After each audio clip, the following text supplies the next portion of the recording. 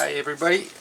We are kind of halfway through chapter 17 or so. It's one of the kind of, well, first sort of harder chapters because there's going to be a lot of different reactions and mechanisms and stuff, but we're making our way through it, and just keep up and take really good notes, ask a lot of questions, alright? Yeah, the whole point of chapter 17, remember, is that we can add stuff like nucleophiles to ketones and aldehydes, right? So we add things as nucleophiles, right? So quick review of a couple of the last topics that kind of set the framework for the rest of this chapter. One of the things we showed was acid-catalyzed hydration. It was last lecture, right? Of how if it's acid-catalyzed, the idea is the ketone would get like protonated first, and then you have a RSCC, a resonance stabilized carbocation. You can see the resonance, right? And then water can attack, and then you kind of lose a proton. It's not that bad. It's not that bad, right? You can also do it at the base. It's called the base-catalyzed hydration of a ketone or aldehyde. And in this case, it's like the base, rather than activation of the ketone initially, like with a proton, because there is no proton like an acid, hydroxide just attacks, basic hydroxide just attacks as a nucleophile. And then as a second step, then you have an O-, then it gets a proton from water. So it's kind of different, right? Alright, what else? From last time, I was kind of starting with this sort of overview of, for number 7, addition of alcohols to form something called Hemiacetal and Acetal. So I started with this kind of general scheme of how like a ketone or aldehyde would react with an alcohol. You can do it with acid or base catalysis. Generally speaking, if you use acid or base, you get initially to the point called the hemiacetal. What's the difference between a hemiacetal and the final acetal is hemiacetal is an OH and an OR, like the alcohol, right? And then the acetal has 2 OR groups, okay? And if you have acid catalysis, that allows you to go all the way to the acetal. You can't do the second step with a base. So if you have base, you're kind of stuck at the hemiacetal stage, right? Now it doesn't always do this, because we'll see an example in a second where if the reaction's intramolecular, which means like kind of like these things are attached, like like a chain. There's a chain that connects these things. Then it just gets stuck at the hemiacetal.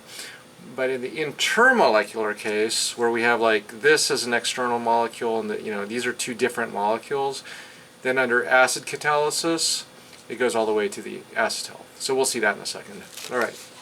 So yeah, I just showed this last time. I'm not going to really step through it again, but there's kind of like 2 situations that we talk about. Intramolecular hemiacetal formation, intra, that means within, right? Intramolecular, that would be an example of like where I have an aldehyde or even ketone, and then an alcohol, and then under acid or base, it'll make its way to the hemiacetal, which is just, right, it's like OH, OR kind of, right? Hemiacetal. Mechanism, I'm just showing the acid one real quickly, how the oxygen grabs the proton, makes it, this is an RSCC. Usually I show both resonance forms of the RSCC. I was a little sloppy here. You could show the 2 resonance forms, or ask me in office hours if you want. If you can't see the other resonance form, resonance stabilized carbocation, of course the resonance form would be a carbocation and a single bond to OH. Okay, but anyway, yeah, this attacks and then we lose a proton. This is actually not that bad of a mechanism, right? That's the intramolecular hemiacetal formation. This is a big deal in sugar chemistry. Sugar chemistry. Things like glucose and fructose and ribose, they all do these kind of things to form cyclic carbohydrate type structures. Okay.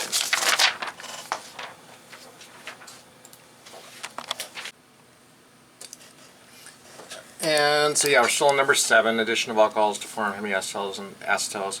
I just want to show the example of how a sugar does this, just for the people that are interested in biochemistry. I'm not going to really talk about it, but if you want to copy it down, you can pause the video and copy it. So this is another case of intramolecular. What does intra mean? It's within the molecule. And this is the sugar example. So this is kind of a drying of glucose, D-glucose, which is, you know, one of our primary energy sources for a lot of biological organisms. And you can see how this sort of acyclic molecule can rearrange to the cyclic molecule. D-glucose gets converted to something called D-glucopyranose. Pyranose just means a ring-closed sugar. There's a lot of terminology in sugars and biochemistry, but yeah, D-glucose goes to D-glucopyranose, and the way it forms this cyclic structure is by the aldehyde attacking proton, and it would sort of form an RSCC, right? You could draw the RSCC, and then it's like this hydroxy would attack the RSCC, and then it would lose its proton. So it's the same mechanism I just kind of showed, but that's how sugars are cyclized.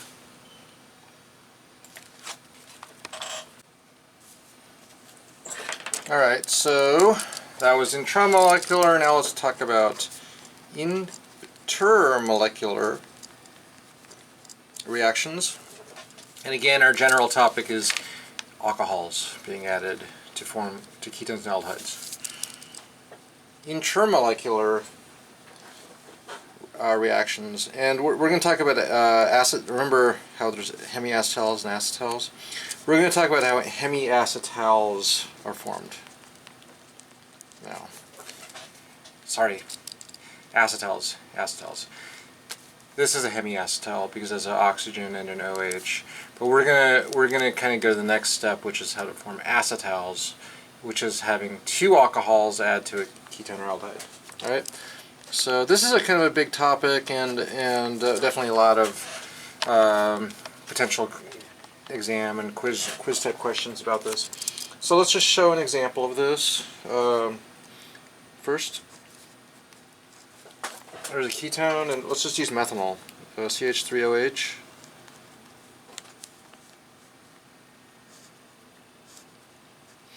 And it can equilibrate. Usually, to go all the way to the acetal, you got to use acid catalysis.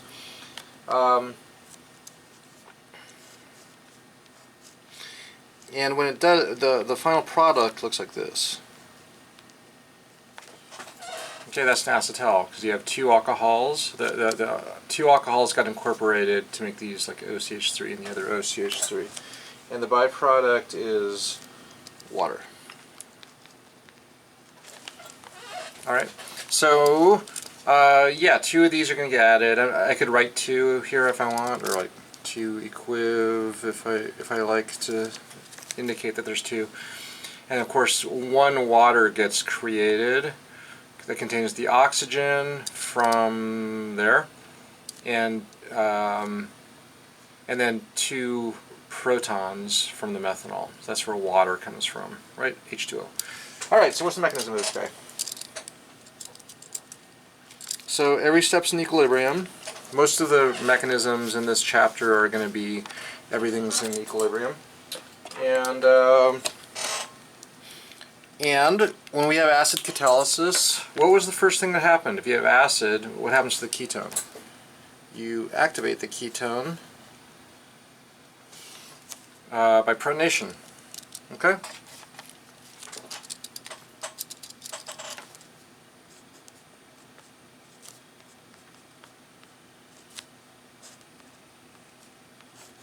And we can draw the resonance structure, and I recommend you always do this, where the electrons on the double bond O go to the O. And now, where's the charge? it wasn't oxygen, now the charge is on carbon. Okay? And you could say this is an RSCC. Resonance stabilized carbocation, because that is a carbocation, right? Try to keep that plus charge nice and close to the carbon. Alright? Okay, so now what happens? What is an RSCC nucleophilic or electrophilic? Does it like to be attacked or do attacking? Well, it's a plus charge, so it would not attack anything, because plus charges don't attack stuff. So it's an electrophile, and now we can use our methanol to do the attack.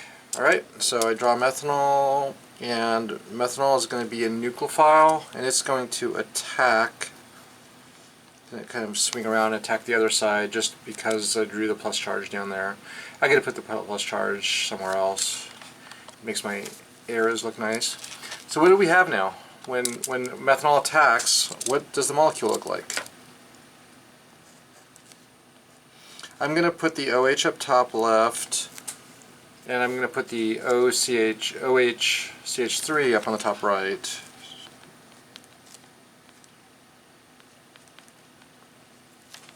Alright. Is there a charge somewhere? What's oxygen bound to three things? What's the charge of oxygen bound to three things? Definitely the plus charge is gone from that position, but now we have a new positive charge. Where is it? It's right there. Okay? Cool. Alright, so if we lose the proton from here, like say we lose this proton, what was that called? That would be the hemiacetal, right? What I like to usually do is, because we need to kick off this OH to eventually attach a second OCH3. So we need this one to go away, and so we need this one to become a leaving group. All right. So indeed, yes, this proton gets lost, and then we move the proton to the OH, right? And then now this will become a leaving group, because it'll be water, and water is a good leaving group, right? But rather than show that as a two-step process, because I could show like loss of proton and then attachment of proton, I do this as a two-step process that I abbreviate. And what do you think it's called? I'm moving a proton, or I'm transferring a proton from one atom to another atom. What abbreviation could I use for that? What I always use for this is PT. What does PT mean? P is proton. T means transfer. So we're moving a proton from one atom to another atom. Okay? And I'm not showing a mechanism either. I'm not. If there was a mechanism, what would the mechanism be? Let me first draw what the product looks like. It's OCH3, OH2 plus. Okay, that's what we're moving to, right? Transfer a proton from one oxygen to the other, because now it's a good leaving group, and can leave, right? But if I was drawing a mechanism, how would I draw it? I would say like, okay, some base or water takes a proton and then it gives it back to this oxygen, right? But I'm not showing a mechanism. I'm just abbreviating it as a two-step PT, and I totally recommend you do that. You don't have to draw a mechanism for this. There's no mechanism here. We're just going from A to B. PT is understood to mean take a proton, give it back. Okay? Alright, so now we're here, and we need to have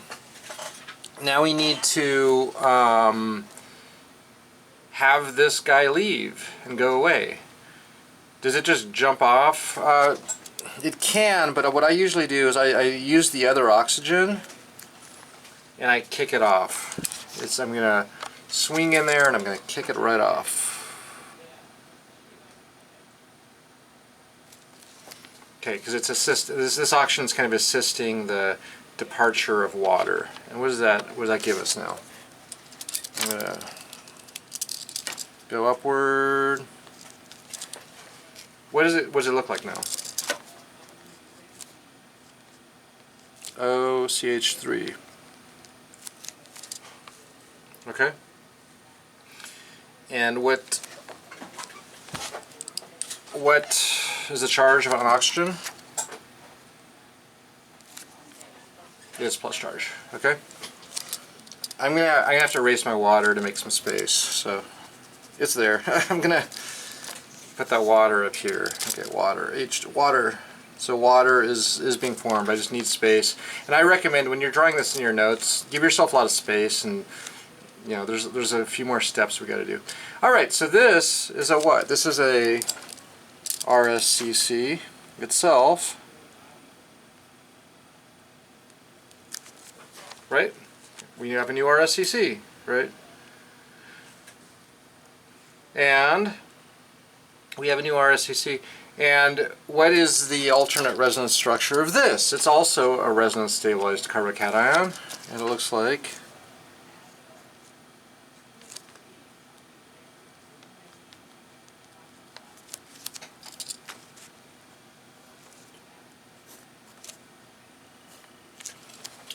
that, right?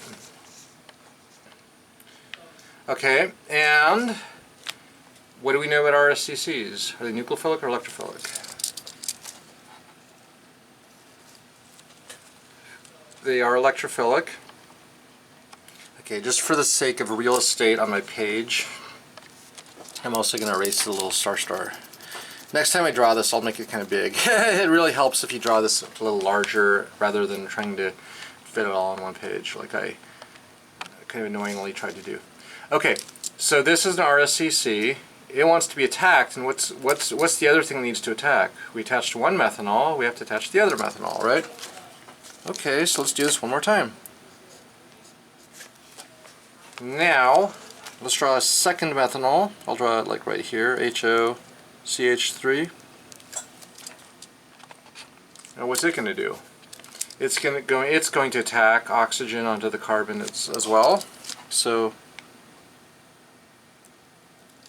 okay, we're almost at the last step of the mechanism, right?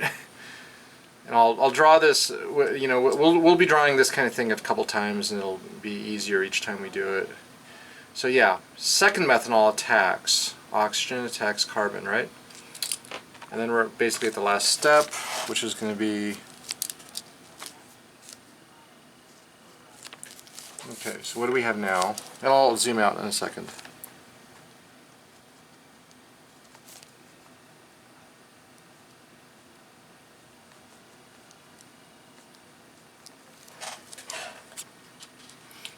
So that's the last, well, second, we're almost done now.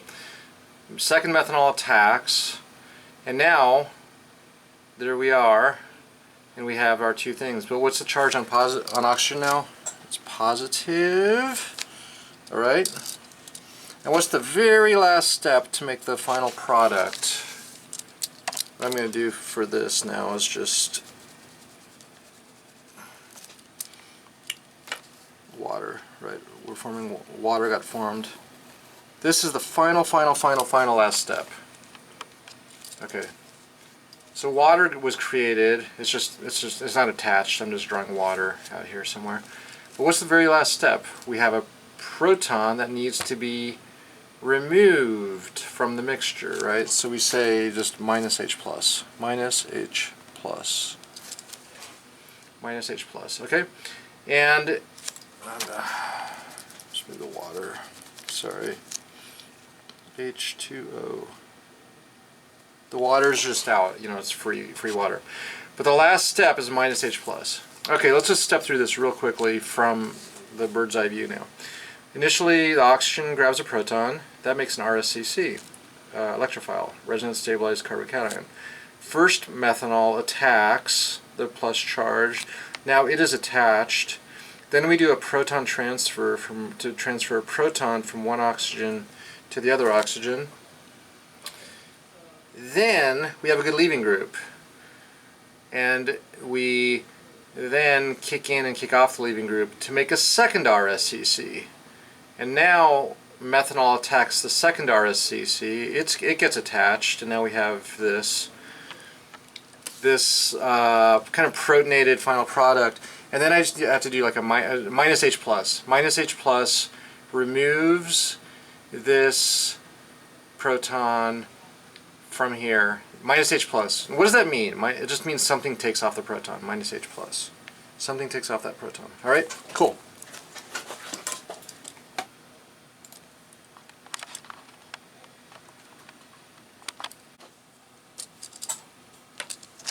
Okay, so we're still on number 7, which is kind of like addition of alcohols to ketones and aldehydes. And we're on B, which is intermolecular, which basically means the alcohol is not attached to the ketone or aldehyde, like tethered to it, like the way sugars do that. Okay, so let's draw another example. This one I'll draw nice and big so we don't run out of space. And when you draw these out and copy them in your notes, I'd give yourself a lot of space. Okay? So I'm going to draw aldehyde, benzaldehyde. pH means benzene, right? I'm going to draw a tethered alcohol. It's called 1,2-ethane diol, or it's also called ethylene glycol. Ethylene glycol, which is also used as a antifreeze in cars. Not really much in San Francisco because we don't really have freezing issues here, but like in places where it snows and freezes all the time, you would put this in your car to prevent the radiator from freezing. Okay, so we're going to use H plus cat, and this is going to be just a little bit more complicated. We're going to go to the acetal, but with this ethylene glycol, both oxygens are kind of attached to each other, right? So there's like CH2, CH2. So the product's going to look like this. We have an H, we're forming water. And let's try to do this mechanism. Alright? Let's try to do this mechanism. It's going to be very similar to the last mechanism. So, what's the first step? What's the first step? Under acid catalysis, what does that do? It activates the aldehyde for attack. Okay, so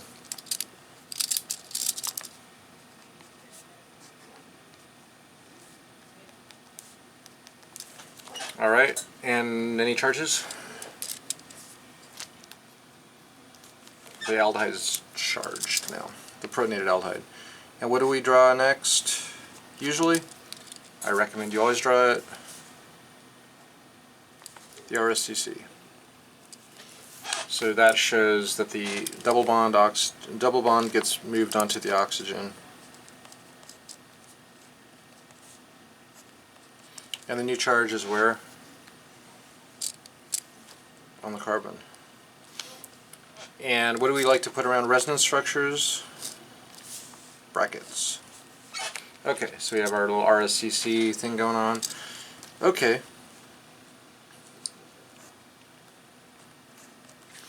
Next, RSCC is electrophilic, so now we use our ethylene glycol. Now what's it going to do? It's going to be a nucleophile. It attacks the carbocation. This time I'll do what I should have done last time. Maybe put the plus charge right there. Okay, it means the same thing. But now I can easily attack right there. Attack the carbocation, okay? And what do we have now? Now this is attached to this, right? But I usually will put everything on those things on top. Okay, what is attached now? Oxygen. Now what is also on that oxygen? A proton. And what else is on that oxygen?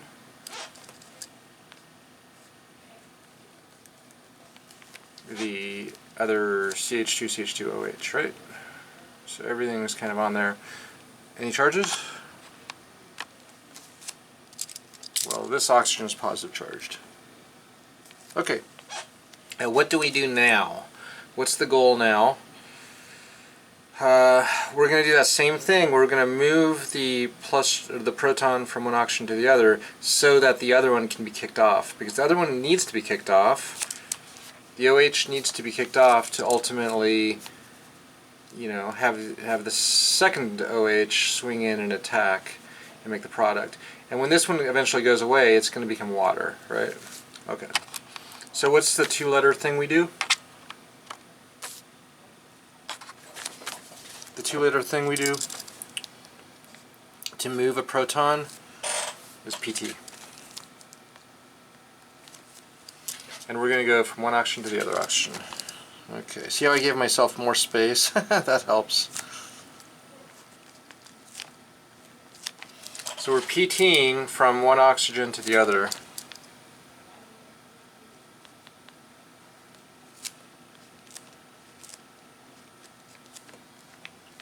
Okay, I just have to draw the other. I'm just doing CH2, CH2OH, right? I just had to swing it up. Normally, if I had space on my page, it would be kind of like CH2, CH2OH down here, but I had to deal with the page situation a bit. All right. So where's my new charge? I PT'd from one oxygen to the other, so now where's my positive charge? It's right here. Okay, we have a leaving group.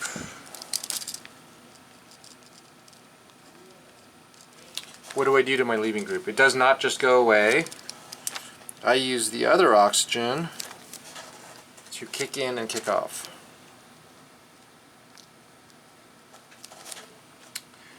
Alright, what does that give us? The water's gone now. The water's going to go away.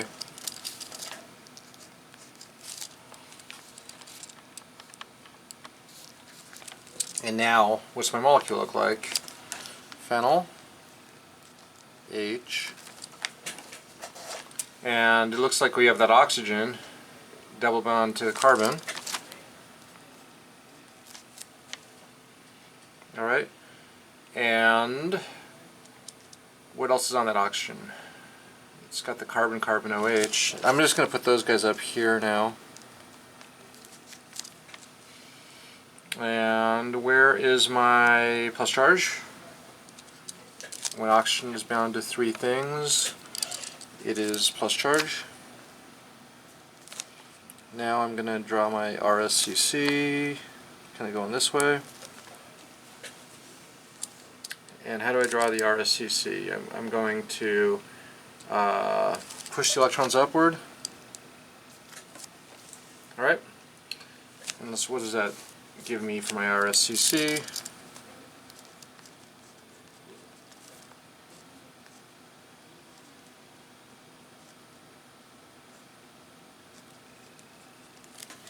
Roughly that, right? And where's my charge now? Put some brackets around my RSCC. Charge has to be somewhere, right? Where'd it go? Where's the new charge? New charge is on the carbon, right? And that is nucleophilic or electrophilic? RSCCs are always electrophilic. So now the other oxygen swings in and attacks and forms a bond. And now we're almost at the product.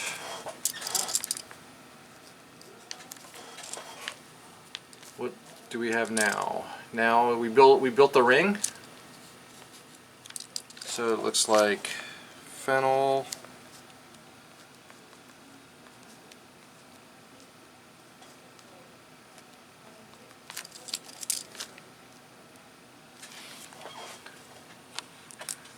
right? So maybe make it a little nicer there. Okay, so now when the other oxygen swinged in and attacked, now we have a plus charge on oxygen, and our very last step is always going to be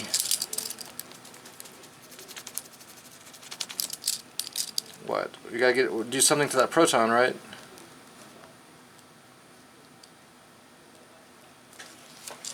And what do we do to lose the proton? We just say minus H plus. Minus H plus. Again, water. Water's a byproduct. I'm just drawing water up top. Yeah, water water was lost at this really a little earlier, right? But we just show it as a byproduct. Okay, cool. There we go. This is another example of a intermolecular acetal formation. Again, from the bird's eye view, the aldehyde, or it could be a ketone or aldehyde, grabs a proton, makes an RSCC, and then the alcohol attacks, and then now the alcohol is attached. We have to PT to make a good leaving group, and then that moves the proton from one oxygen to the other.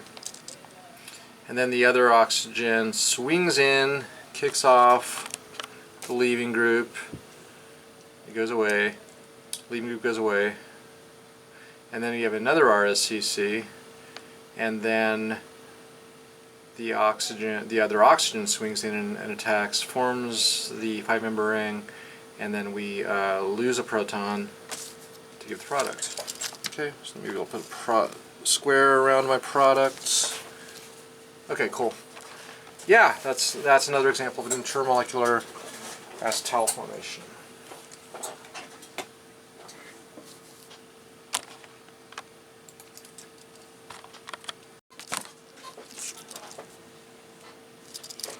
Okay, so we're still on number 7, which is the alcohol reactions, and we're on intermolecular.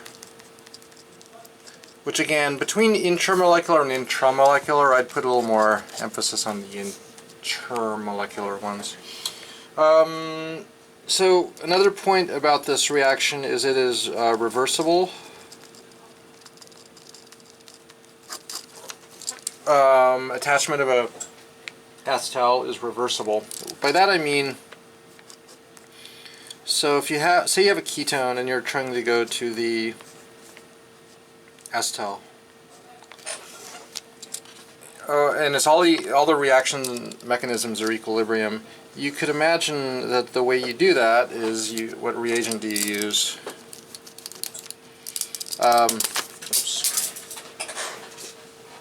What's the reagent? If we just think about like going from there to there, the reagent to cause this reaction, ignoring all the mechanisms and everything, of course, is our little dialcohol, ethylene glycol, and H plus cat, right? Yeah, this plus these things makes that, right? And interestingly, you can go the other way. So basically H3O plus and maybe heat. Okay, so you could actually, you can go one way, and that creates water, right? Water's your byproduct. You can actually go the other way, where the byproduct is ethylene glycol. So you can either put it on or take it off. And whenever you have that situation, what do you start thinking about? Like, what kind of groups are really cool to put on or take off, right? And those are protecting groups. The idea is this: you could protect a ketone, right? Protect a ketone as an acetal, and then later you could deprotect it back to the ketone. So think about protecting group chemistry, and we'll show protecting group example in a second.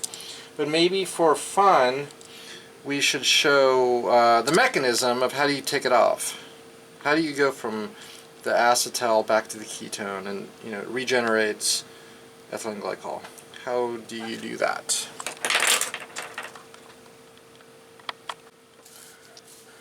Okay, so I think I learned my mistake of not giving myself enough room, so I'm gonna give myself a lot of room now. I'm gonna show the mechanism of, we'll say, acetal hydrolysis.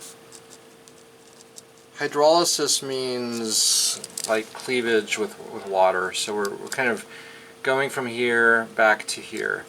In order to do that, though, I like to, I'm going to really give myself a lot of space this time. I recommend when you're taking your notes on these mechanisms, give yourself a lot of space. It helps. Okay, So big long arrow, there we go, that's even better. H plus cat. And that will give us back our ketone and ethylene glycol, right? Which is essentially that, right? And it comes off as that. All right, so this will be the byproduct now. When you're putting it on, water's the byproduct. When you're taking it off, ethylene glycol, which is the OHOH thing, is the byproduct. So now the mechanism is going to be exactly the same to take it off as it was to put it on. So what's the first step? And when I'm thinking about the first step of the hydrolysis, I'm kind of thinking of the last step of the putting it on. Remember what the last step of the putting it on was? That was loss of a proton, right? The last step of putting it on was loss of a proton. So the first step of the hydrolysis will be to protonate the oxygen, right? So protonate. Okay. All right, so what do we got now? Oops, sorry. Of course, now it's just protonated, right?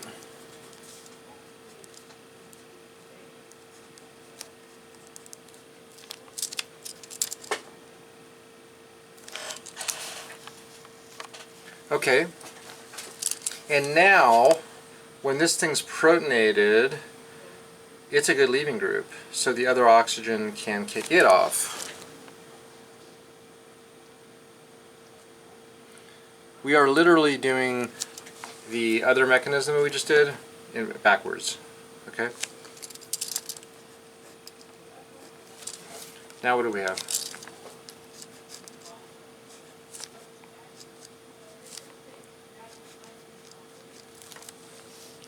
We open it up. And this thing is a, what kind of 4-letter abbreviation? It's an RSCC. And where's the charge? There has to be a charge on oxygen? Yeah? Alright, so what does this thing look like now? I really want to make sure I don't run out of space. I have a tendency to do that, so I'm going to maybe go downward. RSCC. And now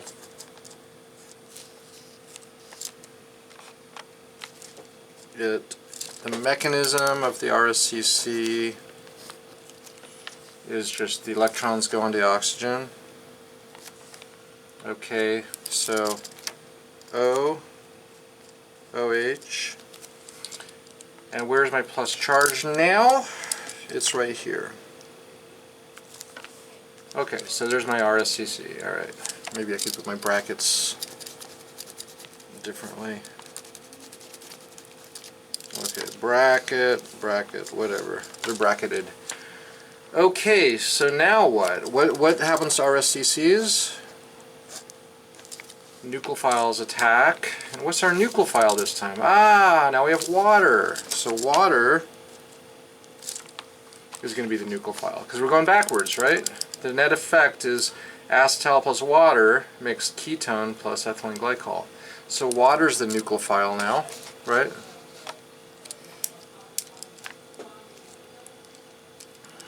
I'm also going to move the plus charge to the other side. It just makes everything a little bit easier.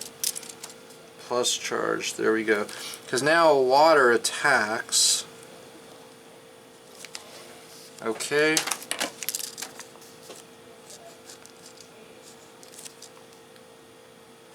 I'm just going to put my water on the left. And what's the charge of that oxygen now? When water attacks, He becomes positively charged, the oxygen. Okay, and what's the next step? After nucleophilic attack, you always do a two-letter thing. What's the two-letter thing? PT. Now we need to make this thing a good leaving group, right? So we're going to PT from what was the incoming nucleophile, water, to this guy, which has got to get kicked off. So we use PT. And now you're going to redraw, but with this be OH and this have a extra proton and a plus charge.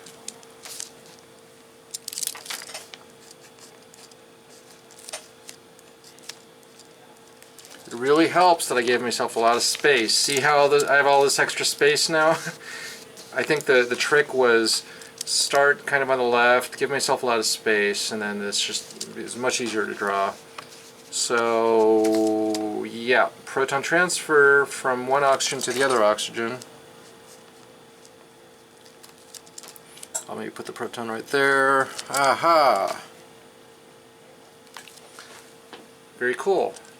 By doing proton transfer, what kind of group is this now? It's a leaving group. It can be kicked off. So that kicks in, this kicks off. Make that arrow nicely from the bond. Alright, so oxygen kicks in, this whole thing gets kicked off. And now we're actually done with the mechanism, essentially.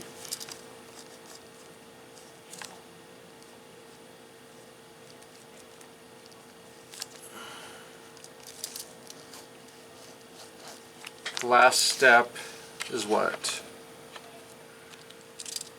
How do we finish this off? Minus H plus.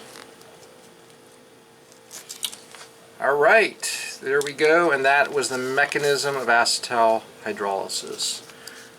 It's really the opposite of acetal formation, right? Okay, so yeah, protonate. Now we have a good leaving group. The other oxygen kicks off. The left oxygen kicks off the right oxygen.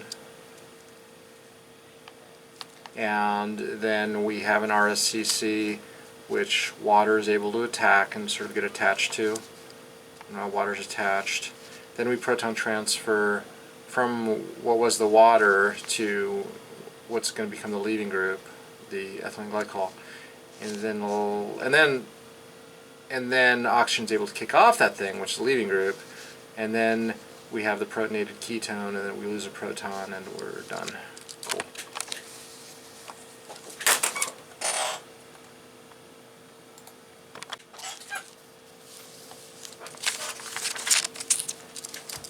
Alright, we're done with number 7, which was just kind of the concept of alcohols reacting with ketones and aldehydes. Now we're going to take what we just ended with and use it. We talked about how you can attach an acetal or you can remove an acetal and use it maybe as a protecting group strategy. So let's do that now. Acetals as protecting groups. Acetals as protecting groups. Okay, so we're going to use an acetal, and what do protecting groups do? The point of a protecting group is to block reactivity, right? Block reactivity of a functional group to maybe some other reactive conditions, right? And specifically, this whole chapter is about ketones and aldehydes. So we're going to use an acetal to block the reactivity of a carbonyl to nucleophiles. By carbonyl here I mean ketones and aldehydes. C double bond O. C double bond O. Okay. Alright, so let's just show a kind of simple example of this. I'm going to have a ketone and a couple carbons and an OH, and I'm going to do a little synthesis problem. Let's number the carbons 1, 2, 3, 4, 5, 6. Okay, we have 6 carbons. And I'm going to say let's do a synthesis problem where all I want to do is attach an extra carbon. So now it's 1, 2, 3, 4, 5, 6, 7. This is a pretty easy little synthesis problem, right? All we're doing is going from 6 carbons to 7 carbons. We can use our organic 1 knowledge for this. What we need to do is cleave, or we need to somehow attach an extra carbon, right? 6 carbons, 7 carbons. So the idea, the strategy might be that we need to maybe somehow, well, we need to attach a carbon, right? 1 carbon. So we're going to need a 1 carbon electrophile. A 1 carbon electrophile. Let's assume we make carbon 6 a nucleophile, like a Grignard, right? Grignards are our standard organic 1 way to attach things, make alcohols, right? We learned in the alcohol chapter. So say we to make 6 a nucleophile, a Grignard, then what are we going to attach to provide this primary alcohol? A 1 carbon electrophile, right? A 1 carbon electrophile. And what are the electrophiles from organic 1 that Grignards attack? Ketones, aldehydes, epoxides, right? Well, it can't be ketone because that's more than 1 carbon. Ketone's at least 3 carbons. 1 carbon can't really be an epoxide either. And based on where the squiggly line is and where the OH is, it's got to be an aldehyde, and not just any aldehyde. It's got to be formaldehyde. So I'm just going to put formaldehyde in parentheses. It's like that's going to be the 1 carbon electrophile we use, right? So if we just use our organic 1 knowledge, we're like, well, all right, we have a strategy now. Make that into a Grignard, attach a 1 carbon electrophile, and we got our product. Everything is cool. Okay, but that's actually still a couple of steps. Okay, because in order to make this a Grignard, which is like MGBR, well, you can't just convert an alcohol to a Grignard, right? You got to make it into a bromide first, and then make a Grignard, and then attach the aldehyde. So first you got to make a bromide. So let's just do this. How do you make a bromide? It's just a little bit of organic 1 knowledge that you should know. How do you go from an alcohol to a bromide?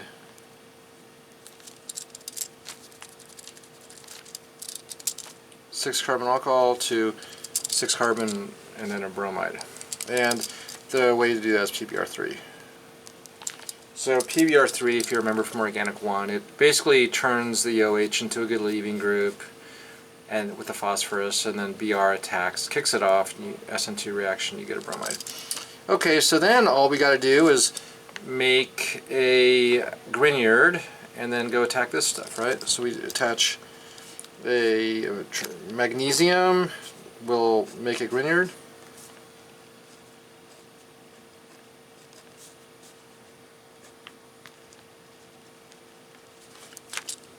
Always do my little accounting. 1, 2, 3, 4, 5, 6. Make sure I didn't screw up. And then it's like, okay, all we got to do now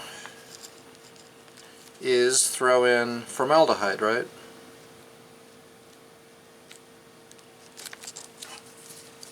And what's the second step of a Grignard? Water. Okay, sounds great. Assuming this would all work, the Grignard, I would just circle the bond and go attack the aldehyde, right? Circle and attack. Problem that screws all this up is that this is a great nucleophile, but we have a ketone in the molecule, and Grignards love ketones, especially if it's in the same molecule. This is not going to go attack formaldehyde, it's going to go attack the ketone, right? So what's our product going to really be? It's going to be this attacks, and so the real product is not what we want.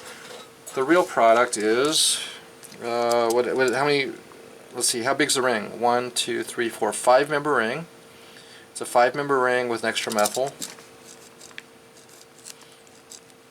We're going to actually make this. Oh no, that's not what we want.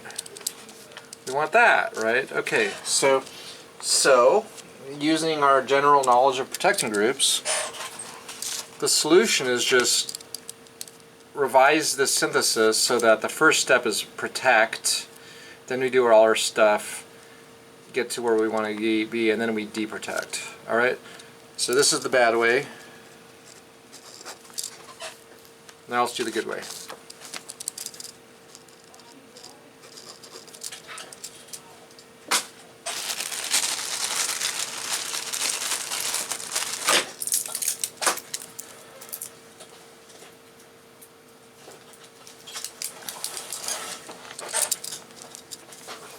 So the good way to accomplish this synthesis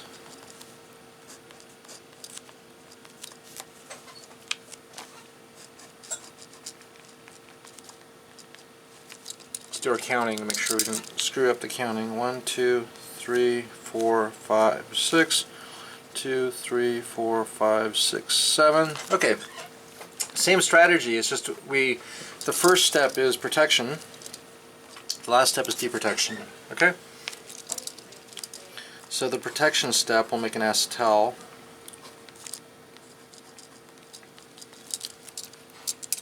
One, 2, 5, 6. Uh-oh, see, I messed up. I started zigzagging too much and I went too far. Okay, so the first step is going to be protect. The last step will be deprotect.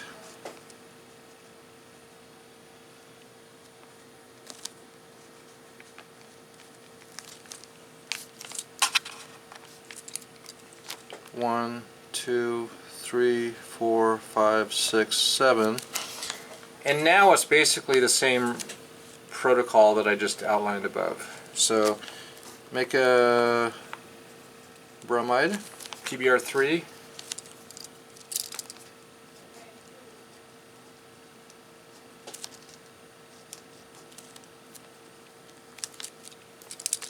One, 2, 3, 4, 5, 6. Now we got a precursor to a Grignard, Mg. It's technically done in THF. We can put parentheses around that. The solvent would typically be THF. And then we got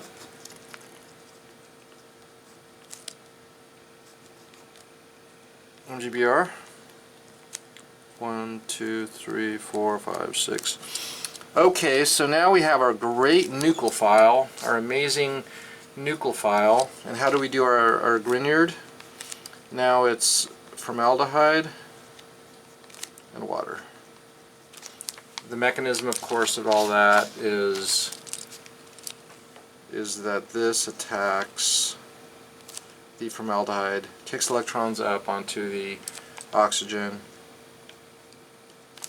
We don't need to do the mechanism in a synthesis problem, but just to remind you how it works. The Grignard, which is basically the carbon with the negative charge, attacks the formaldehyde, kicks electrons up, and then that makes it O-. The second step is the H2O. So we're not showing that intermediate with the O- there. But anyway, now we have a corrected synthesis that uses acetal as a protecting group for ketone. Okay, very cool. And then we get to the product. So neat example of protection to accomplish a synthesis.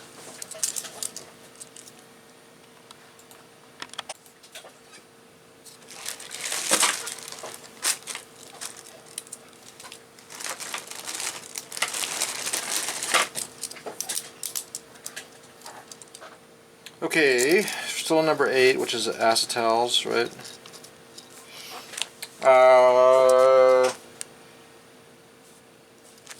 And as protecting groups. Okay, so there's another protecting group that's related to acetal. It is called a thioacetal. Thioacetal. What does thio generally mean? Thiols and stuff. Those are sulfur analogs of alcohols. Okay, so basically the way this works, it's going to look very similar. Mechanisms are a little different. I'm not emphasizing the mechanisms for these. I definitely emphasize the mechanisms for acetals, but and I'll show you a little bit on the mechanisms. I'm just not going to ask you about it on quizzes, so don't worry about me asking you about it on quizzes. I do have to show you though, because it's not that bad. So it's the same thing. Basically, to put it on, you use this stuff called 1,2-ethane dithiol. You probably don't know this, but well, maybe you do know it.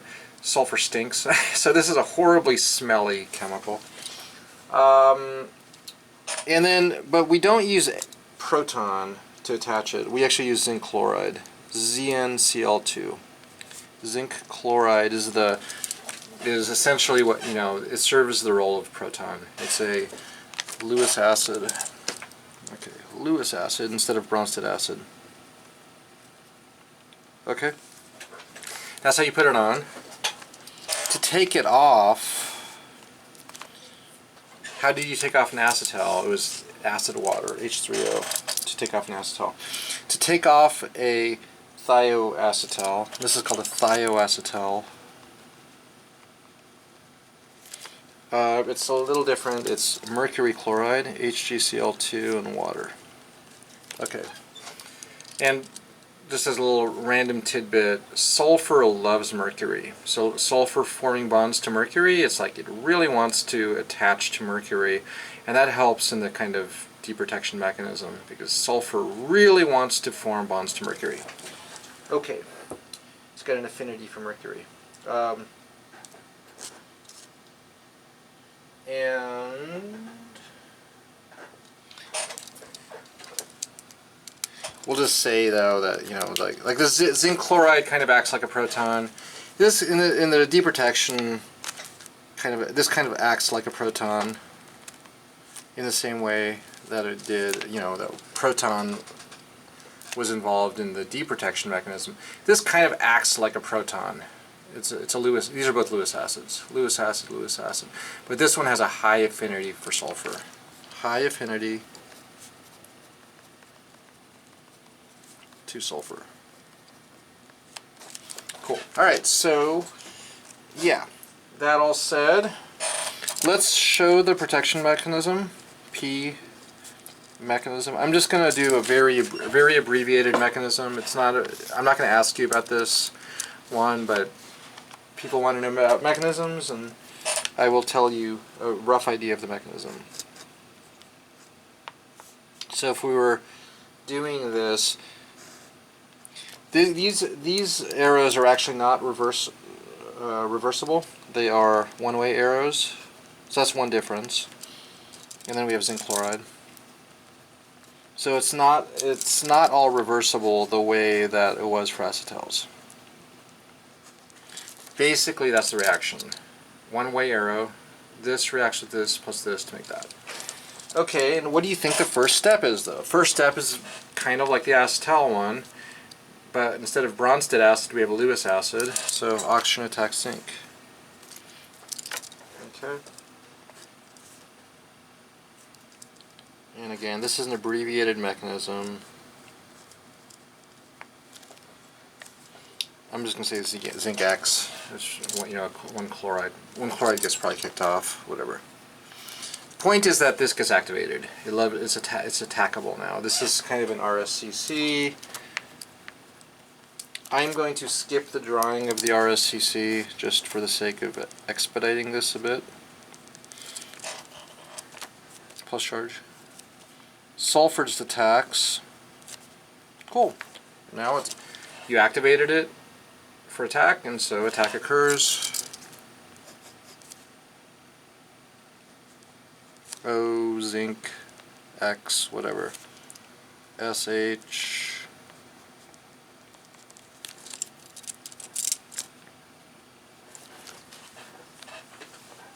Proton transfer. PT happens to be reversible, always, always, always, always, always. Proton transfer is always reversible, though. Most of these steps are irreversible, but proton transfer is always reversible.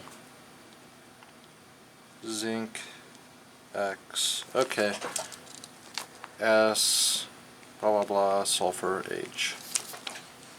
Proton transfer is always reversible. Plus charge, okay, yeah, this kicks off.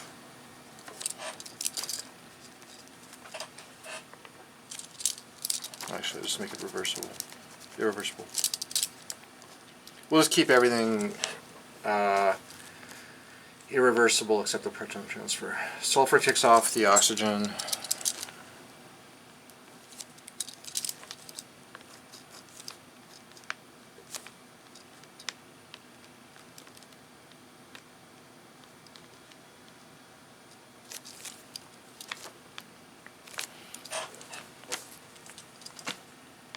This attacks, kicks off.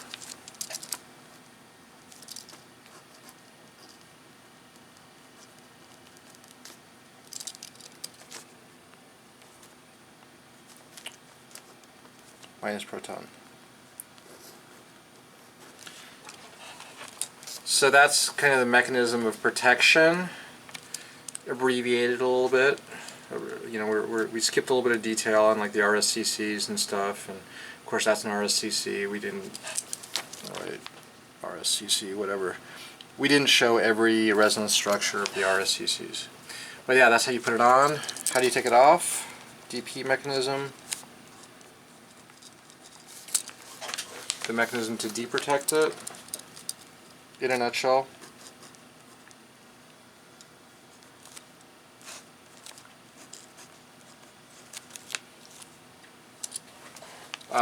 What's the reagent? It's not zinc. It's a different metal. It's mercury. HgCl2.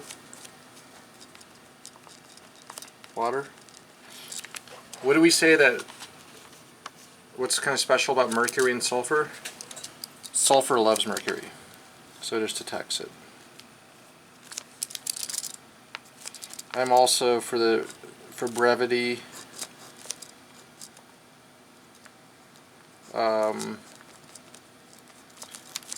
I'm not showing every little resonance structure. Whoops, sorry, here we go. I'm not going to quiz you on these Thioacetal mechanisms. Plus charge. Yeah, I made a good leaving group. Right side sulfur is a leaving group, so kick this one down and open up.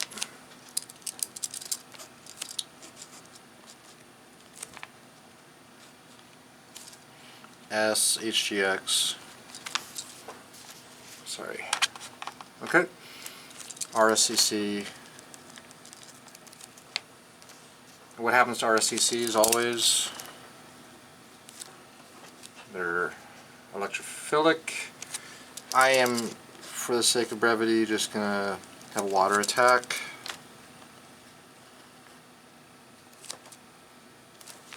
Because we know where we're trying to get to. We want to kick off all the sulfur stuff and be left with a ketone, right? So yeah, water attacks and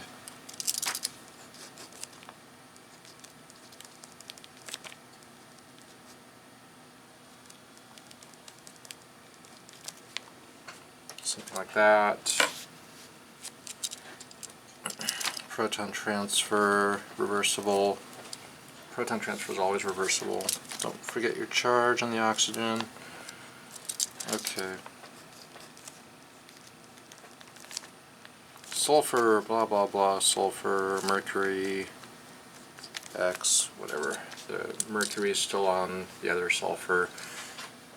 And almost done. Oxygen kicks this off.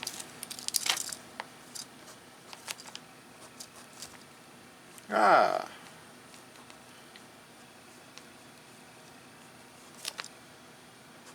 Lose a proton, and done. So that just kind of shows the, you know, a little abbreviated mechanism for how sulfur in the thioacetal can get deprotected with mercury, because sulfur and mercury have a great affinity, and then, you know, through all this process, basically oxygen gets replaced in, and then you form the ketone.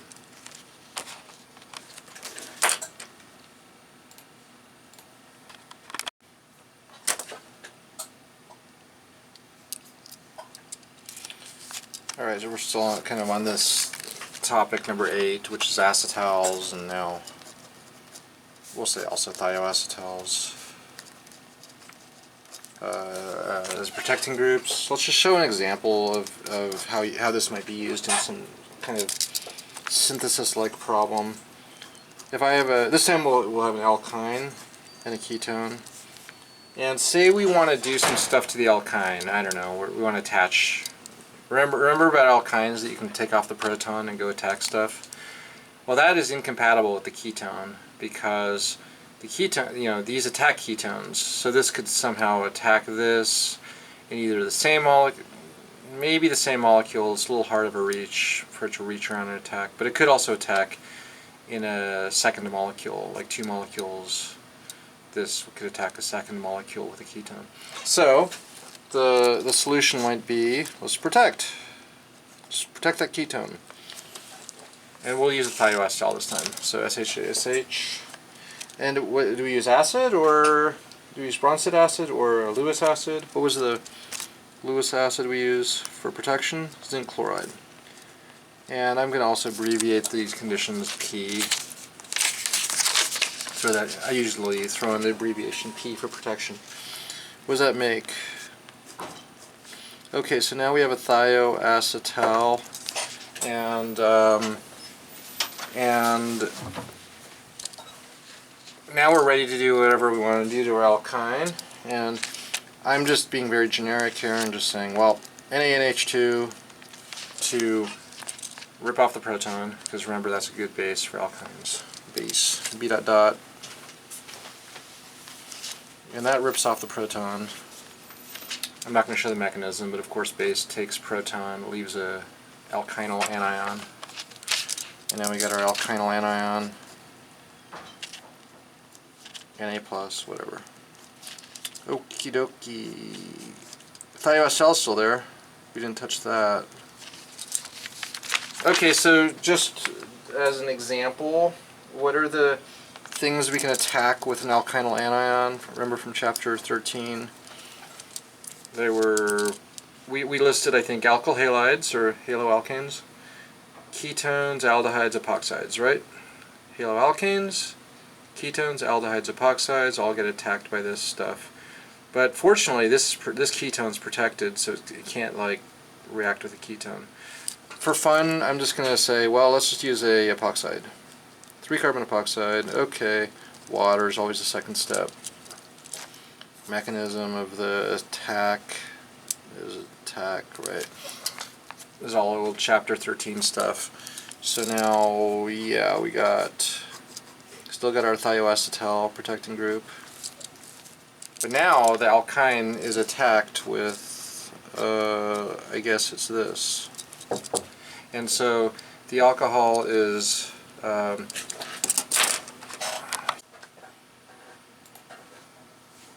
yeah, so, yeah, this is attached now. We have we attached the little 3-carbon piece. Where's our squiggly line? Well, it's there. Okay. Of course, we can deprotect the thioacetal. And what I'm showing here is there's a couple things we can do to a thioacetal. One of them is deprotect. So, how do you deprotect a thioacetal? Is it not zinc, not the metal we used to put it on, but a different metal. What was the metal we were just talking about? HgCl2 and water. Right? What does that do to the thioacetal? And what's the abbreviation for deprotection?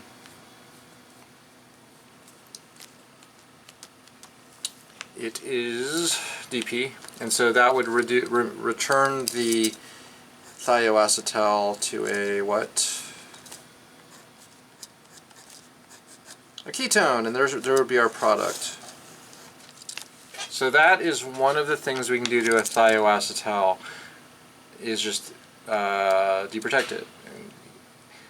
But what's cool is we have something else we can do, which is a different way to not deprotect the thioacetal, but to reduce it, remove it from the molecule. We can remove it and wipe it away, so it becomes an alkane. That is something you cannot do to a normal acetal, the oxygen acetal, but you can do to a thioacetal. And it uses another reagent called H2 in a special nickel formulation called Raney, R-A-N-E-Y, nickel. Raney nickel. I don't know what the history of that is, but I think maybe somebody named Raney created this. And what this does is it wipes away a thioacetal. And that gives us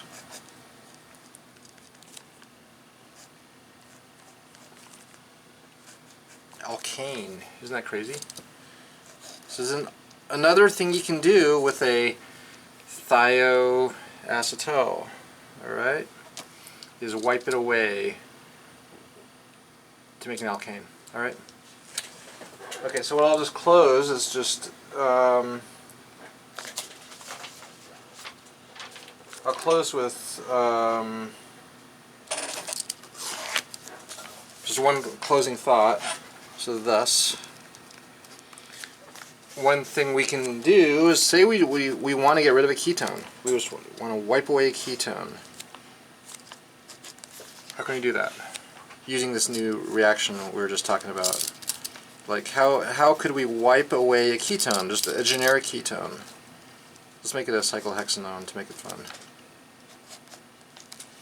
How do we wipe away a ketone? Well, all you do is make it into a thioacetal, zinc chloride,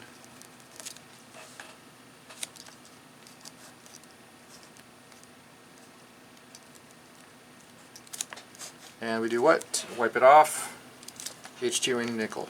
Rainy nickel. Isn't that cool? So we talked earlier about how we can get rid of ketones, or the Friedel-Crafts reaction next to a benzene, right? Remember that? It was H2 palladium if it's next to a benzene. If you have a ketone next to a benzene, then you can wipe it off with H2 palladium. But if you just have a generic ketone and you want to wipe it off, make a thioacetal and then hit it with H2 rainy nickel and it goes away. Alright, that's it.